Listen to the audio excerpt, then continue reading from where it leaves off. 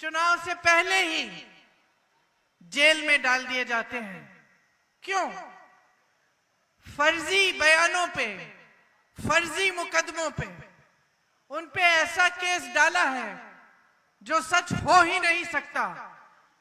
फिर भी भाजपा की सरकार ने उनको जेल में डाल दिया और पूरा चुनाव आपको उनके बिना लड़ना पड़ रहा है। लेकिन एक बात है, वो शायद ठीक से आपके समाज को समझ नहीं पाए। मोदी जी ने सोचा होगा कि हेमंत सोरेन जी को जेल में डाल देंगे तो यहां चुनाव आसानी से जीत जाएंगे, यही सोचा होगा। लेकिन आपका समाज, आदिवासी शक्ति इतनी मजबूत है, आप में इतना गर्व है, आप में इतनी शक्ति है कि आज देखिए कल्पना जी हेमंत जी की लड़ाई लड़ रही हैं, शेरनी की तरह अभी आने वाली हैं, शेरनी की तरह सब मुसीबतों का सामना करते हुए वो उभर गई हैं और आगे आई हैं।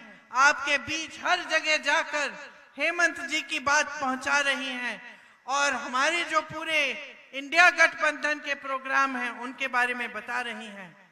मैं उनको अपनी छोटी बहन मानती हूं और नारी शक्ति की प्रतीक मानती हूं। जब जब मैं उनको देखती हूं मुझे बहुत खुशी होती है, मुझे बहुत गर्व होता है। सोचिए, आज तक उन्होंने राजनीति नहीं की थी, आज तक बच्चों का देखभाल कर रही थी घर पे।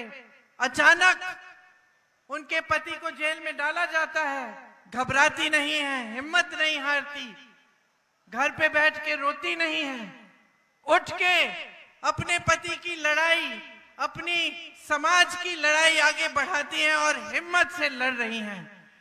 तो आप सबको बहुत गर्व होना चाहिए कि आपके आदिवासी समाज की शक्ति आज उनमें दिख रही है। देखिए आज देश के क्या हालात हैं।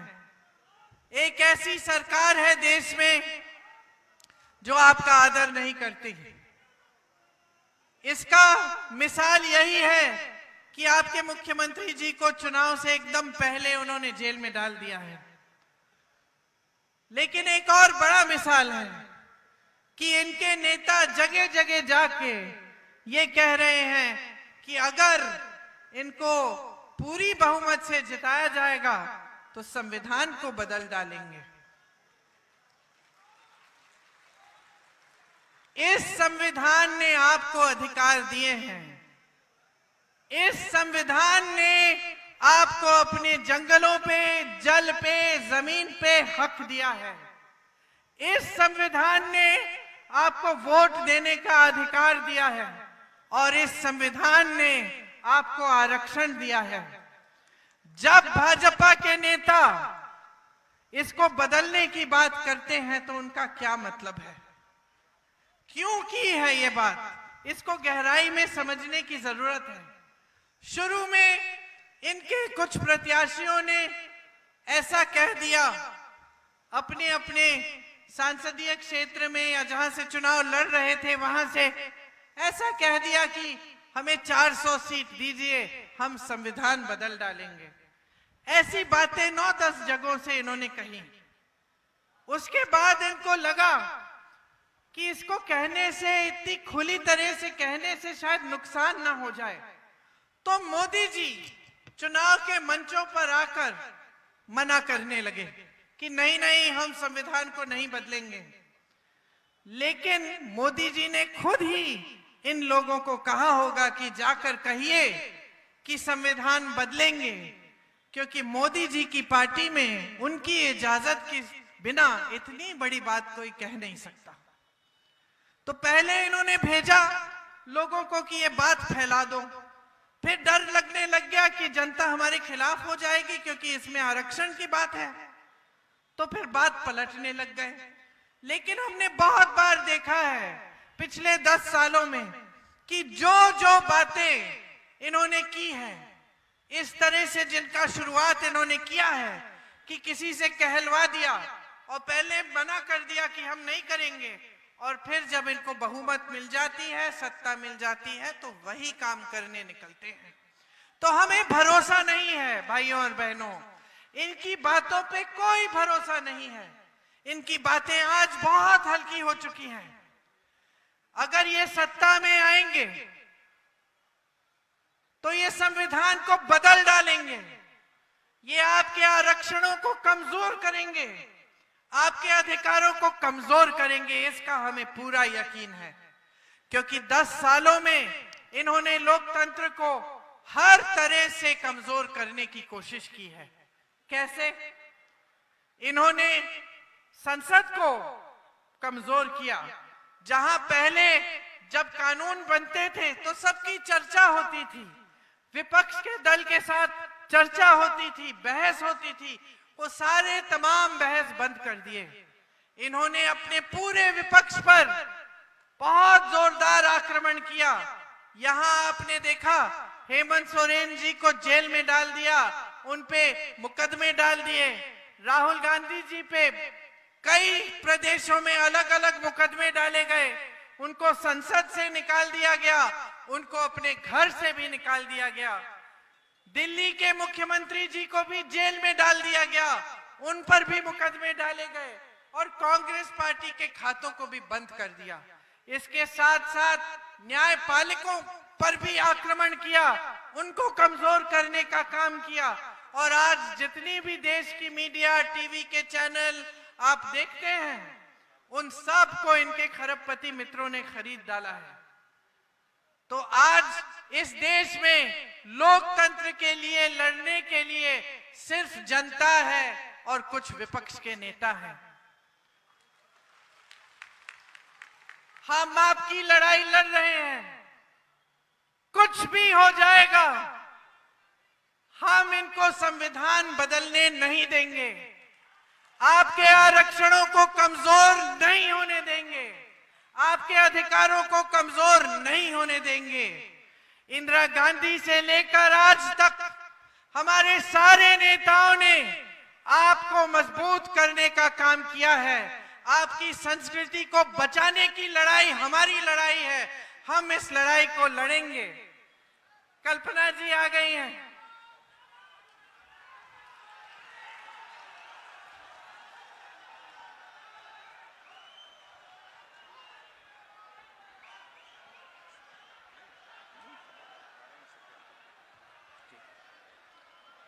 जल, जंगल और जमीन पर जो आपके अधिकार हैं, उनकी रक्षा करनी हमारी जिम्मेदारी है। नमस्कार, आ जाओ, उधर आ जाओ, यहाँ जाइए, यहाँ जाइए। मैं इनको अपनी छोटी बहन मानती हूँ।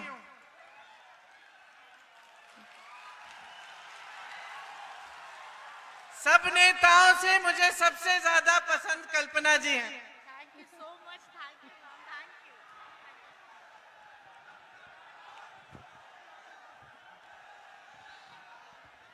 मैं कह रही थी कि जो जल, जंगल और जमीन पर आपके अधिकार हैं, इनको बचाना हमारा काम है, हमारा कर्तव्य है। आज भाजपा के नेताओं और इनके बड़े बड़े खरबपति मित्रों की नजर आप ही के जल, जंगल, जमीन पे है। एसपीटी और सीएनटी एक्ट के साथ छेड़छाड़ करने की इच्छा है। आपने खुद यहां देखा कि आपकी जमीन, आपका पानी प्रधानमंत्री जी के बड़े खरबपति मित्र अडानी जी को दे दिए गए और आपको न नौकरी मिली उन कारखानों से और न बिजली मिलती है। सारी बिजली विदेश जाती है, आपको नहीं मिलती। ये है भाजपा की नीतियां। आज इन्होंने पूरे देश के विपक्ष पे हमला किया हुआ है, पूरी देश की मीडिया पे कब्जा किया हुआ है, ताकि आपको इनकी सच्चाई ना पता चले। इनकी सच्चाई क्या है? इनकी सच्चाई ये है कि पूरे देश में जितनी भी इनकी नीतियां हैं, सब इनके बड़े बड़े खरबपतियों के लिए बन रही हैं।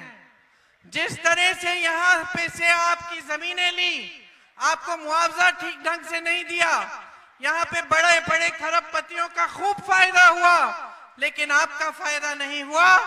इस तरह से पूरे देश में कर रहे हैं। देश के कोयले के खदान, देश की बिजली, देश का पावर, देश के हवाई अड्डे, देश के बंदरगाह सारे अपने बड़े बड़े खरबपति मित्रों को दे दिए गए हैं। ये लोग कर्ज माफ करते हैं अपने बड़े बड़े खरबपति मित्रों के। 16 लाख करोड़ रुपए माफ किए हैं इन्होंने सिर्फ 22-23 बड़े बड़े खरबपतियों के, और देश के किसान का 1 रुपया माफ नहीं किया। आज देश का गरीब, देश का किसान, देश की पूरी मिडिल क्लास महंगाई से जूझ रही है।